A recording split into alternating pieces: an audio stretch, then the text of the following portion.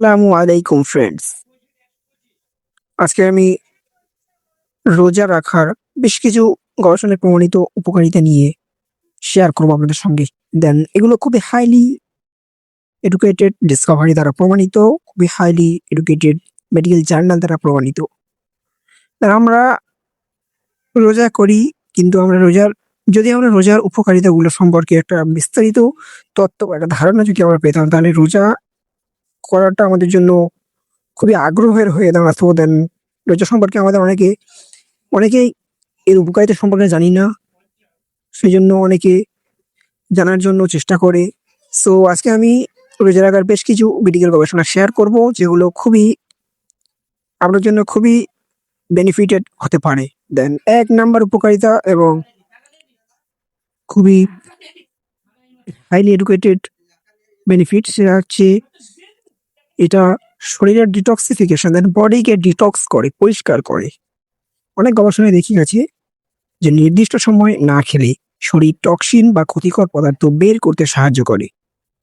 দেন গবেষণায় দেখা গেছে যে রোজার সময় শরীর ফ্যাট স্টোর করতে শুরু করে। দেন ফ্যাটে জমে থাকা কিছু টক্সিন তখন শরীর থেকে বের হয়। দেন লিভার ও কিডনির কাজ উন্নত হয়। আপনার লিভার, দেন কিডনি, গার্ড ব্যাকটেরিয়া উন্নত হয়। দেন আমাদের শরীরে ২ রকমের কোলেস্টেরল আছে। কোলেস্টেরল কমাতেও খুব হাইলি এডুকেটেড বেনিফিট নিয়ে আসে রোজা। কেননা আমাদের শরীরে ২ রকমের কোলেস্টেরল, একটা হচ্ছে এইচডিএল আর একটা এলডিএল। আর এলডিএল কোলেস্টেরলকে কমাতে রোজা খুবই বেনিফিশিয়াল ইফেক্ট নিয়ে আসে। গবেষণাটি হয়েছিল Harvard medical school. Harvard medical স্কুলের গবেষণায় দেখা গেছে ইন্টারমিটেন্ট ফাস্টিং শরীরের মেটাবলিক প্রক্রিয়াকে উন্নত করতে সাহায্য করে। এটার ২ নম্বর উপকারিতা, এটা ওয়েট লস করতে সাহায্য করে, রোজা ওজন কমাতে সাহায্য করে, তার শরীরে কম ক্যালোরি গ্রহণ করে। আমরা যখন খাই তখন শরীরে অতিরিক্ত ক্যালোরি আসে। দেন যখন আমরা রোজা করি তখন ক্যালোরি আমাদের শরীরে যায় না। দেন সেই ক্যালোরিগুলো কম থাকার কারণে আমাদের শরীরে ফ্যাট বার্ন হতে শুরু করে। এটা কি করে? ইনসুলিন লেভেলকে কমাতে খুব বেনিফিটেড। ইনসুলিন লেভেলকে অতিমাত্রা কমে যায়। যখন আমরা খাই তখন আমাদের শরীরের মধ্যে ইনসুলিন স্পাইক হয়। বাট যখন আমরা না খেয়ে থাকি, রোজা রাখি, তখন আমাদের শরীরে ইনসুলিন লেভেল কম থাকে।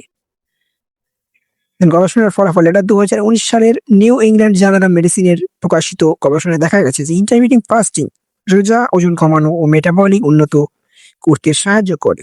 মেটাবলিজম উন্নত করতে খুব সাহায্য করে।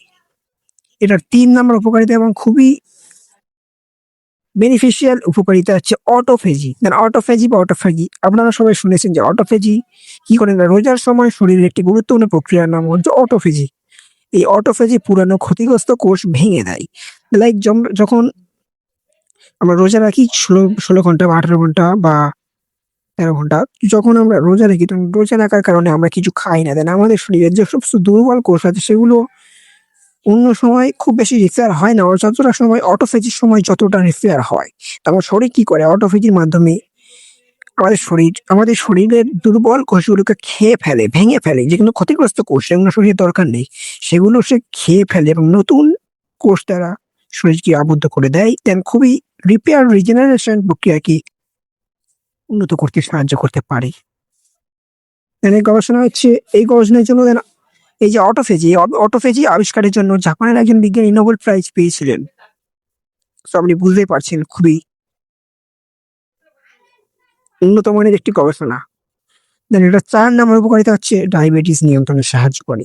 রোজা ইনসুলিন সেনসিটিভিটি বাড়াতে সাহায্য করতে পারে। দেন আমরা এই যে একটু আগে বললাম যে আমরা যখন কিছু খাই না, না খেয়ে থাকি, তখন আমাদের শরীরে ইনসুলিন লেভেল অতিরিক্ত কম থাকে। দেন ইনসুলিন সেনসিটিভিটি বাড়াতে সাহায্য করে।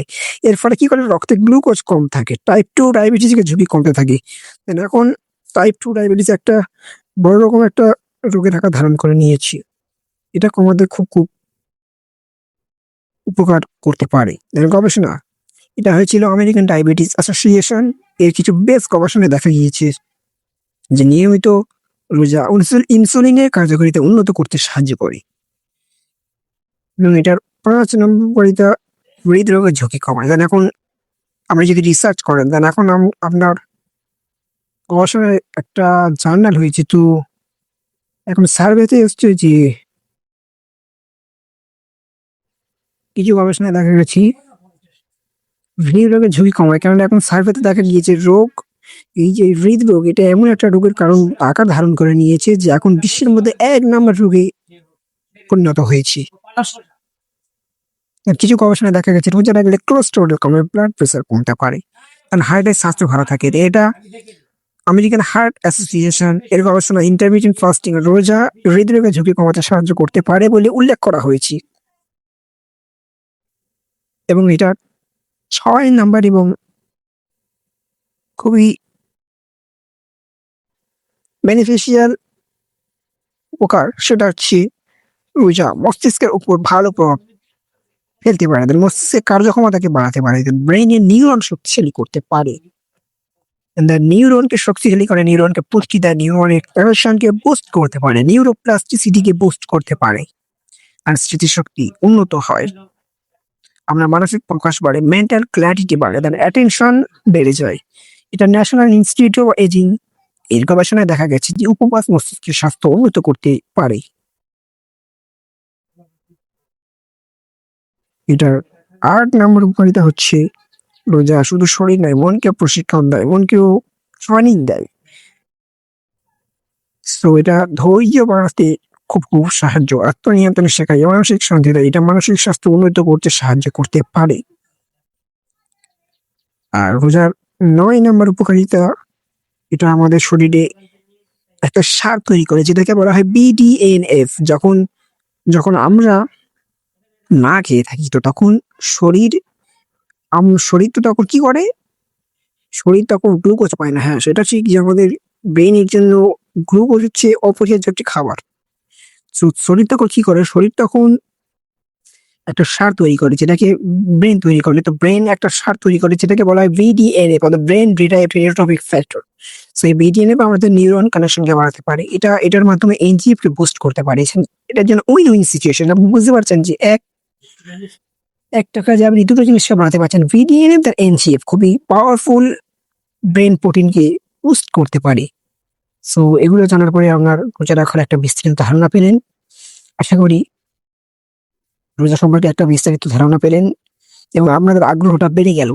সো ভিডিওটি দেখার জন্য আপনাকে অসংখ্য ধন্যবাদ। আল্লাহ হাফেজ।